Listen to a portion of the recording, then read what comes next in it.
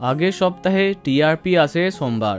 এতটা দেরিতে আসাতে অনেকেরই এক্সাইটমেন্ট কমে যায়, কিন্তু এই সপ্তাহে পরস্পর দুটো টিআরপি, তাই আবার আগ্রহী দর্শক। নতুন সব ধারাবাহিকগুলি কেমন টিআরপি দিচ্ছে, নতুন টপার কে হতে যাচ্ছে, জগদ্ধাত্রী কি পিছিয়ে পড়ছে? তাহলে চলো আগাম জানা যাক কি হতে যাচ্ছে এই সপ্তাহে টিআরপিতে। সন্ধে 6টায় যোগমায়া টিআরপি অল্প একটু বাড়ছে, তবে নতুন চমকে তোমাদের রানী অনেক বেশি এগিয়ে। সন্ধে 6:30টায় গীতা এলএলবি অনায়াসে অনেকটা পার্থক্যে হারিয়ে দিচ্ছে কার কাছে কই মনে কথাকে। দেখা যাক অষ্টমী এলে কেমন জমে লড়াইটা।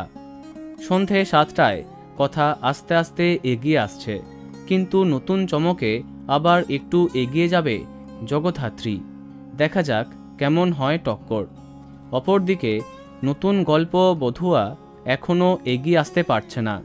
এদিকে একদম প্রথমের দিকে ফুলকি। অপরদিকে রাত 8টায় নতুন চমক আসার পরেও উন্নতি হচ্ছে না টিআরপিতে। নিম ফুলের মধুর কাছে একইভাবে পিছিয়ে তুমি আশেপাশে থাকলে। এরপরে 8:30টায় ছবিটা একই রকম। এক সময় কড়া টক্কর দিলেও বর্তমানে লাভ বিয়ে আজকালকে অনেক পার্থক্যে হারিয়ে দিচ্ছে কোন গোপনে মন ফেসেছে। কিন্তু 9টায় আগের সপ্তাহে খেলা ঘুরিয়ে দিয়েছে জল থই থই ভালোবাসা, কিন্তু এই সপ্তাহে একদম হাড্ডাহাড্ডি লড়াই চোখে পড়তে পারে। অপরদিকে 9:30 হোক বা 10টা, সবথেকে বেশি পার্থক্যে প্রতিপক্ষের থেকে পিছিয়ে থাকছে মিঠিছোড়া এবং মিলি। তবে অষ্টমী আসার পরে কিছুটা বদলাতে পারে এই সমীকরণ। দেখা যাক কি হয়।